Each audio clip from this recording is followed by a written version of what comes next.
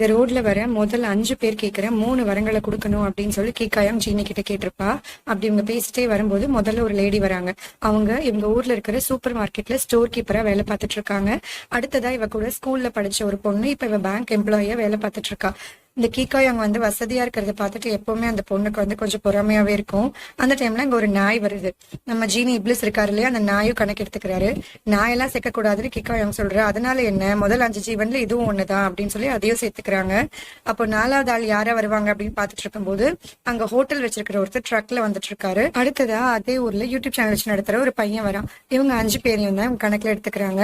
இவங்க 5 பேர்ல யாராவது 3 பேர் கூட பேரரச பிடிச்சவங்க இல்ல அப்படிங்கறத கீகாயாங் நிரூபிக்கணும் அப்படின்னு ட்ரை பண்றா. அன்னைக்கு ராத்திரி அவ தூங்கிட்டு இருக்கும்போது அவளே அவளோட கனவுல வர, ஆனா பாக்குறதுக்கு வேற மாதிரி இருக்கா. இன்னொரு பக்கம் இப்ளிஸ் அவர் தலை முடியில இருந்து வந்த நீர்த்துளியில இருந்து உருவான அவரோட அசிஸ்டன்ட் சையத் கிட்ட பேசிட்டு இருக்காரு. எங்க தோத்து போயிடுவோமோன்னு பயமா இருக்குன்னு சொல்லவே எங்கேயாவது போய் ஒழிஞ்சுக்கோங்கன்னு சையத் சொல்றான். அதனால இவரு பறக்கும் கம்பளத்தை எடுத்துட்டு ஆகாசத்துல சுத்திட்டு இருக்காரு. ஏதோ ஏலியன் ஷிப் தான் வந்துருச்சு, இது ஏதோ ஒரு யூஎஃப்ஓ அப்படின்னு நினைச்சு ஏர்போர்ஸே வந்துருது. ஒரு யூஎஃப்ஓ வந்திருக்கு அப்படின்னு சொல்லிட்டு நியூஸ்ல எல்லாம் வேற அழுது இதை கீகாயாங் பார்த்துட்டே இருக்கா. அந்த டைம்ல பறக்கும் கம்பளத்தோட இப்ளிஸ் அங்க வரவே உன்னோட வேலை தானே அப்படின்னு சொல்லி திட்டிட்டு இருக்கா. அப்ப அதே நேரம் இவங்க பிளான் பண்ண மாதிரியே இந்த சையத் நம்ம கீகாயாங்கோட கேரேஜ்ல வேலைக்கு செய்யற ஆள் மாதிரி வரான். இது எல்லாமே இப்ளிஸோட பிளான் தான். சுயநலமா ஆசை கிட்டு நரகத்துக்கு போக ரெடியா இல்லாத கீகாயாங் மத்தவங்களுக்கு மட்டும் எதுக்காக உதவி பண்ணி உயிரை விடுறான்னு சொல்லி அவளோட முந்தின பிரிவுகள் எல்லாத்துலயுமே போய் அவளை பாத்துட்டு வரா. ஆனா எந்த பிரிவிலையுமே இவளுக்கு இப்ளிஸ தெரியாது. அப்படி ஒரு ராஜா காலத்துல தூதுவனா இருக்கிற கீகாயாங்க போய் பார்த்து கடைசியில அந்த ராஜா கிட்ட கழுத்து வெட்டப்பட்டு இங்க நிக்கிறான்.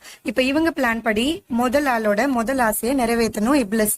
அவங்க கையில எப்ப அந்த விளக்கு கிடைக்குதோ அப்பதான் அந்த ஆசை நிறைவேற்ற முடியும். எப்ப அவங்க பேரரசு அதிகமாகுதோ அப்பதான் அவங்க கையில அந்த விளக்கும் கிடைக்கும். இந்த ஸ்டோர் கீப்பருக்கு அந்த விளக்கு கிடைக்குது. அந்த விளக்க தூசி தட்டுறாங்க. அதுக்குள்ள இருந்து பூதம் வெளியே வருது. நான் எதிர்காலத்தை கூட்டிட்டு போக மாட்டேன், இறந்தவங்க திரும்ப கொண்டு வர மாட்டேன், மத்தபடி நீங்க என்ன ஆசை கேட்டாலும் நான் நிறைவேற்றி வைப்பேன் அப்படின்னு சொல்லுது.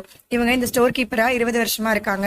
ஆனா இந்த மேனேஜர் கிட்ட இவங்க ரொம்பவே கஷ்டப்படுறாங்க. அதனால இந்த ஸ்டோருக்கு மேனேஜர் ஆகணும் அப்படின்னு சொல்லி கேக்குறாங்க. ஓவர் நைட்ல இவன் மட்டும் எப்படி மேனேஜர் ஆனா இருக்கிற எல்லாருக்குமே ஆச்சரியமா இருக்கு. ஏற்கனவே மேனேஜரா இருந்தவங்க இப்ப அசிஸ்டன்ட் மேனேஜர் ஆயிட்டாங்க. கீகாயாங் இப்ளிஸும் இந்த ஸ்டோருக்கு வந்திருப்பாங்க. இவங்க கிட்ட கீகாயாங் போயிட்டு உங்க வண்டிக்கு ஆயில் மாத்தணும்னு சொன்னீங்களே அப்படின்னு சொல்லி கேக்குறா. அதெல்லாம் தேவையில்லை, நான் புது வண்டியை வாங்க போறேன்னு சொல்லிட்டு போறாங்க. பாத்தியா மனுஷங்க எவ்வளவு பேரசை பிடிச்சவங்க அப்படிங்கிறதுக்கு இதுதான் ஆதாரம்னு சொல்றான் இப்ளிஸ்.